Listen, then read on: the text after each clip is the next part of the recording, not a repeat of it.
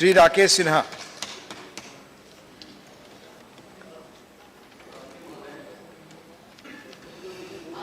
मैं सुबह से इस बिल पर बहस सुन रहा था और अभी हमारे वामपंथी साथी ने इस बिल के बारे में कुछ कहा। मैं उनको याद दिला दूं, 1986 में जब लोकसभा में बहस हो रही थी, मुस्लिम वुमेन प्रोटेक्शन बिल पर जब बहस हो रही थी, तो आपकी ही पार्टी के सोमनाथ चटर्जी, इंद्रजीत गुप्ता, गीता मुखर्जी, ये सभी उस प्रोटेक्शन बिल का विरोध कर रहे थे।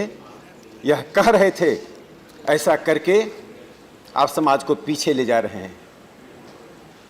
मैं नहीं समझ पा रहा हूं कि वामपंथ में प्रगतिशीलता आ रही है, ये वो पीछे जा रहे हैं। सभापति महोदय, मैं एक वाकया का जिक्र करना चाहता हूं। सोमनाथ चटर्जी जी सीपीएम के थे, मैं बता दे रहा हूं। एक वाकया का जिक्र करना चाहता हूं।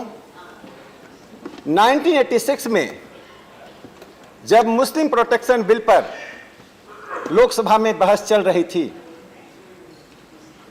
तब मधु दंडवते साहब बहस में भाग ले रहे थे। मधु दंडवते साहब के दर्शन को हम जानते हैं। प्रगतिशीलता, समाज को आगे बढ़ाने में उनका योगदान हम सब जानते हैं। उन्होंने एक घटना का जिक्र किया। यह घटना खास करके हमारे कांग्रेस के मित्रों के लिए बहुत ही उपयोगी होगी। यह घटना उस प्रधानमंत्री जी के आंखों में आंसू की घटना है। स्वर्गीय राजीव गांधी जी की आंखों में आंसू क्यों आई? आज आपके पास अवसर है कि राजीव जी की आंखों में जो आंसू आई थी, उसको पोंछने का अवसर आपके पास है। यह स्वर्णिम अवसर प्रधानमंत्री नरेंद्र मोदी जी आपको दे रहे हैं। आप राजीव जी को श्रद्धांजलि दीजिए, उनकी आंसू को पोंछकर। मधु दंडवते जी को मैं उद्धृत कर रहा हूं। मुस्लिम महिलाओं का एक टीम राजीव जी से मिलने गई। एक युवती ने राजीव जी से जो कहा, उसमें मीडिया भी विद्यमान थी। उस युवती ने राजीव जी से कहा कि मुझे तीसरी बार तलाक दे दी गई है।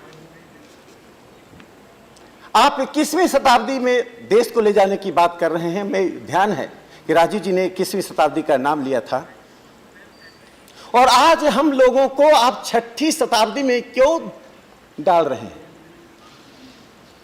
इसके आगे जो युवती ने जो कहा प्रधानमंत्री जी से कि प्रधानमंत्री जी, 3 तलाक के बाद मेरे पेरेंट्स ने मुझे नहीं बचाया, मुस्लिम वक्फ बोर्ड ने मुझे नहीं बचाया, मेरे पास अब 2 ही विकल्प हैं। या तो मैं I should live life of prostitute और कमिट सुसाइड। यह सुनते ही राजीव जी की आंखों में आंसू आ गए थे। लेकिन सभापति महोदय, राजनीति बहुत क्रूर होती है। राजनीति में सत्ता पाने के लिए और सत्ता में बने रहने के लिए, वोट पाने के लिए सबसे पहले हम अपनी संवेदनशीलता को रोंदते हैं। यदि उस आंसू की कीमत होती तो राजीव जी 1986 में आरिफ मोहम्मद खान के साथ खड़े होते। लेकिन आरिफ मोहम्मद खान की बलि चढ़ा दी गई। एक व्यक्ति जो कांग्रेस पार्टी का था, भारतीय धर्मनिरपेक्षता का एपिटोम बना, जिसने कहा, मैं उनको कोट कर रहा हूं, please sir, he is a historic name, I will take 100 times Arif Mohammad Khan name. आप बोलिए। He has become the part of history. He is a part of secular discourse. His name cannot be ignored by any discourse, any debate. Arif जी ने कहा कि party का whip है, इसलिए मतदान तो मैं पार्टी के कहने पर करूंगा, लेकिन मेरा मत नहीं बदला है। जो कानून बनाया जा रहा है, मुस्लिम महिलाओं को प्री इस्लामिक एरा में भेजा जा रहा है, उनकी स्थिति जानवरों की होगी। ये आरिफ जी के शब्द लोकसभा में हैं। जैसे प्री इस्लामिक एरा में महिलाओं को संपत्ति का हिस्सा समझा जाता था, वही संपत्ति का हिस्सा समझा जाएगा। और मैं उस कहानी का आज याद दिला देना चाहता हूं। सभापति महोदय, पूरी दुनिया आज देख रही है। इस देश में 2 बड़ी घटनाएं घटी। 1949 में जब हिंदू कोड बिल को लाया गया, उसी सभा में बैठे हुए कई हिंदू विद्वान, कई हिंदू धर्म से जुड़े हुए नेताओं ने साफ तौर पर कहा कि हिंदू धर्म के डिस्ट्रक्शन का रास्ता खोला जा रहा है। स्वयं भारत के तत्कालीन राष्ट्रपति जी ने प्रधानमंत्री नेहरू से को पत्र लिखकर हिंदू कोड बिल का विरोध किया, लेकिन पूरे देश ने एक मत होकर हिंदू कानून का कोडिफिकेशन किया, हिंदू महिलाओं को न्याय दिला। बाबा साहब अम्बेडकर जी ने लाया था। देखिए, सवाल व्यक्ति का नहीं है, सवाल प्रक्रिया का है, सवाल परिणाम का है। उस घटना के बाद में एक बात का जिक्र करना चाहता हूं। आचार्य जेबी कृपलानी ने भाषण देकर कांग्रेस को क्या कहा। जेबी कृपलानी राष्ट्रीय स्वयंसेवक संघ के स्वयंसेवक नहीं थे। जेबी कृपलानी भारतीय जनसंघ के नेता नहीं थे। जेबी कृपलानी गांधीवादी थे, कांग्रेस के राष्ट्रीय अध्यक्ष रह चुके थे। जेपी कृपलानी ने नेहरू से कहा, मैं उनके शब्दों को यथावत उद्धृत करता हूं, it is not only the Hindu Mahasabha which is a communal, you the government is also communal. भारतीय राज्य भी सांप्रदायिक है। आप समाज के एक वर्ग के लिए तो कानून बना रहे हैं, शेष वर्ग की महिलाओं को क्यों छोड़ रहे हैं?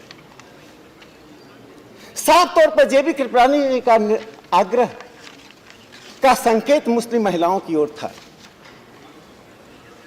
उसके बाद 1986 में जो घटना घटी, उसका चंद कुछ सेकेंड में मैं जिक्र करना चाहता हूं। मैं सदन को याद दिलाना चाहता हूं, 1932 में एक महिला की शादी होती है, 1932 में।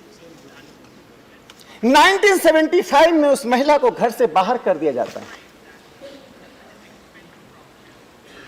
75 में बाहर होने के बाद वो महिला इंदौर के कोर्ट का दरवाजा खटखटाती है, 500 रुपए का आग्रह करती है।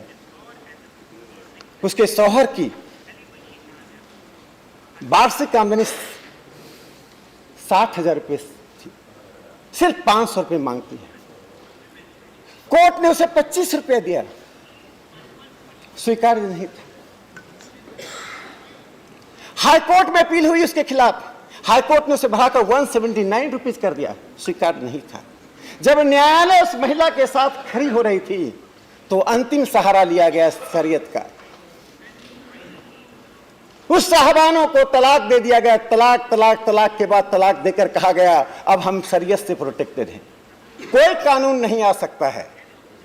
फिर सर्वोच्च न्यायालय आया और सर्वोच्च न्यायालय ने और सरला मुदगल केस, दोनों को मैं जोड़ते हुए अपनी बात कहना चाहता हूं। सरला मुदगल केस में जस्टिस कुलदीप सिंह जी ने कहा था, there is no relationship between religion and personal law in any civilised society. किसी भी सभ्य समाज में जो पार्टी द्वारा समय तय था वो 8 मिनट का था। आप कंक्लूड करें। मैं 2 मिनट करें। किसी भी सिविलाइज्ड समाज में, सभ्य समाज में पर्सनल लॉ और रिलीजन का संबंध नहीं होता है। और साहबानो केस में ये कहा गया, साहबानो केस में कहा गया कि आपने आर्टिकल 44 को डेड लेटर बना दिया। सभापति महोदय, मैं अपनी बात को समाप्त करता हूं कि इस कानून नहीं बनने से हिंदुस्तान में और बाकी इस्लामिक मुल्कों के अंतर में क्या अंतर है। क्रूड डाइवोर्स रेट एक फॉर्मूला होता है निकालने का। जॉर्डन जो इस्लामिक देश है वहां पर 1002.6 है, कुवैत में 2.2 है, इजिप्ट में 1.9 है, लेबनान में 1.6 है। आप आ जाइए उससे नीचे।